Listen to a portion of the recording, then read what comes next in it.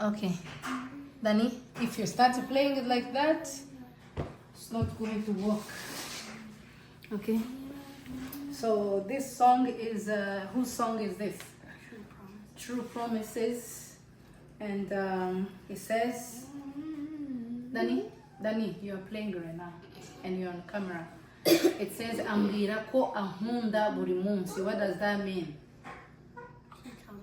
He tells me that He tells me continuously that he he loves me.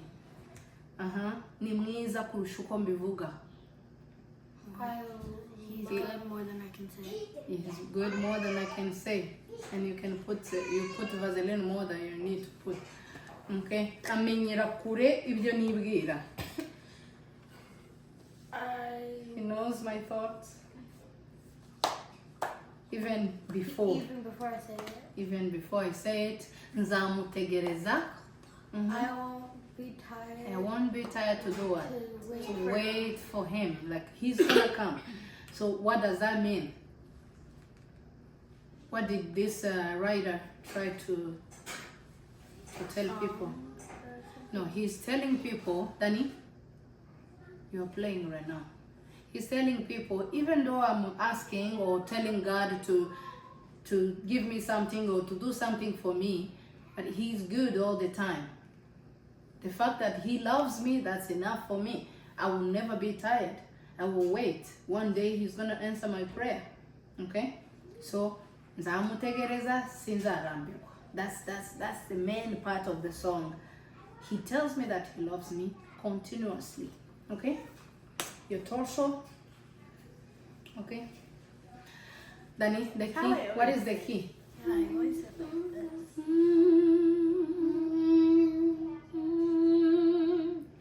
What is it? What key is that? E? Yes. Oh my gosh, you just guessed and it was the right one. So I lost my voice, but I'm going to sing. Okay? Let's go. We practice maybe one. Can I have some of that? Do I have sombe? We just ate fufu. Yeah? Why doesn't you have sombe? It's still there. No. Okay. Oh, you should be there. We just ate On that fufu. too. So we're checking if we have sombe in our teeth. Yeah, one right there. Okay. And right there. Let's go. You have clothes to fold. Then when you fold the clothes, You don't even have anything. okay. Ambwira Ankunda Buri Munsi. Ni mwiza kurusha uko mbivuga. Amenyera kuri ibyo nibwira. Nzamutegereza sinzarambirwa. You guys sustain. Don't say sinzarambirwa.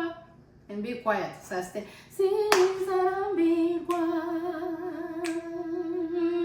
Don't say okay?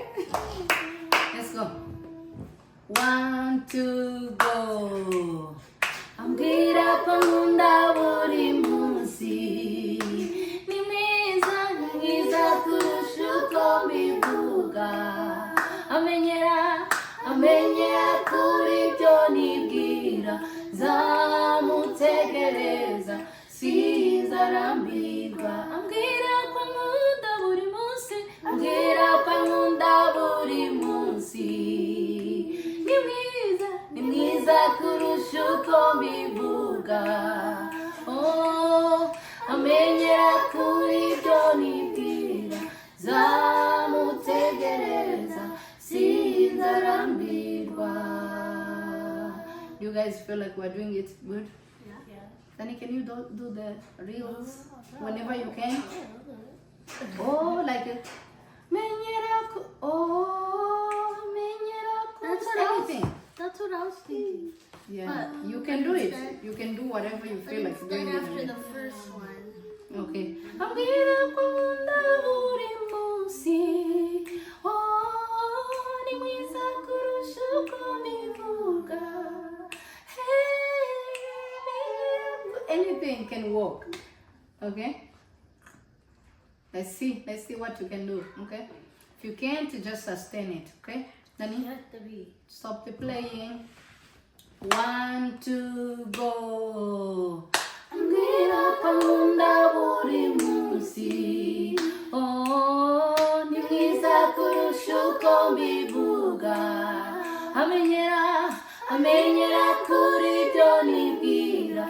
Zamutegereza sinzarambirwa. Ambwira Ankunda buri munsi. Ambwira Ankunda buri munsi. Ni mwiza kurusha uko mbivuga. Amenyera kuri byo nibwira. Zamutegereza. Your loudest 3 times in my done. Ambwira Ankunda buri munsi. Ambwira Ankunda buri munsi. Ni mwiza kurusha uko mbivuga. Amenyera kuri byo nibwira. Zamutegereza sinzarambirwa. Ambwira Ankunda buri munsi. Ambwira Ankunda buri munsi. Ni mwiza kurusha uko mbivuga. Amenyera kuri byo nibwira. Zamutegereza sinzarambirwa. Ambwira Ankunda buri munsi. Ambwira Ankunda buri munsi. Ni mwiza kurusha uko mbivuga. Amenyera kuri byo nibwira. Zamutegereza sinzarambirwa. Amenyera kuri byo. You want to go, Tena? No, no, you said we were going to stop after 3 and now it's the third one. Yeah, that's why I was doing. Amenyera kuri byo nibwira. Nzamutegereza sinzarambirwa. No, you want to do nzamutegereza sinzarambirwa. No, you're gonna do that one in Amenyera. soprano. Oh. Amenyera kuri byo And then you go back nibwira. to harmony. Then you do nzamutegereza in harmony. Okay. So how many times do we do? 2 times. Then the 3rd time we finish. Then we do amenyera kuri byo nibwira in soprano. Nzamutegereza sinzarambirwa in harmony. Okay. Okay? I wasn't listening. I was thinking. So you are here, but your mind is. Are you thinking about your book? You guys, look. She said instead of having screen time, she would rather watch this. She can keep it in here. Okay. Then you closer to destiny. Okay. Give us the key. It's E. We're singing in E. Okay. Ambwira Ankunda buri munsi. Okay. Ambwira Ankunda buri munsi. Ambwira Ankunda buri munsi. Ni mwiza kurusha uko mbivuga. Amenyera kuri byo nibwira. Zamutegereza sinzarambirwa. Ambwira Ankunda buri munsi. Ambwira Ankunda buri munsi. Ni mwiza kurusha uko mbivuga. Amenyera kuri byo nibwira. Zamutegereza sinzarambirwa. Ambwira Ankunda buri munsi. Ambwira Ankunda buri munsi. Dani, ni mwiza kurusha uko mbivuga. Amenyera kuri byo nibwira. Zamutegereza sinzarambirwa. Amenyera kuri byo nibwira.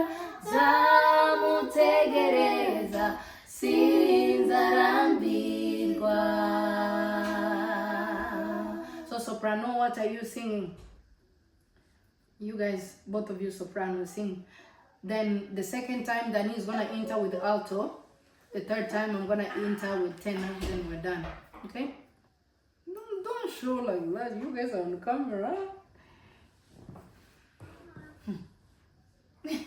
Okay, soprano. Then Dani is gonna enter with the alto the 2nd time. Then the third time I'm gonna enter. Okay. 1, 2. Ambwira Ankunda Buri Munsi. Ambwira Ankunda Buri Munsi. Loudest. Ni mwiza. Kurusha uko bivuga. Amenyera kure. Kuri ibyo nibwira. Nzamutegereza. Loudly. Yani. Ambwira Ankunda Buri Munsi. Ambwira Ankunda Buri Munsi. Oh, ni mwiza. Nibwiza kurusha uko bivuga. Amenyera kure. Amenyera kuri ibyo nibwira. Nzamutegereza. I'm gonna enter the loudest. Ambwira Ankunda. Ambwira Ankunda Buri Munsi. Ni mwiza, Ni mwiza kurusha uko mbivuga. amenyera kuri ibyo nibwira. Zamutegereza, sinzarambirwa. Zamutegereza, amenyera kuri ibyo nibwira. Zamutegereza, sinzarambirwa. Zamutegereza, zamutegereza. Baby keeps following. Okay, Destiny. What is happening? Huh? Okay, guys. This is Destiny and Debbie. She's 11. She's 10. 6th grade, 5th grade. He's 9. He's in 4th grade. And he's our music director. He was singing alto. They were singing... What? What did you Nothing. say? Okay. Oh. What? Nothing. What did you Nothing. Okay, nothing. She did not say anything. I was singing tenor, the low tenor. Danny was singing alto. They were singing soprano. Bye, guys. We'll see you in the next one. Be blessed.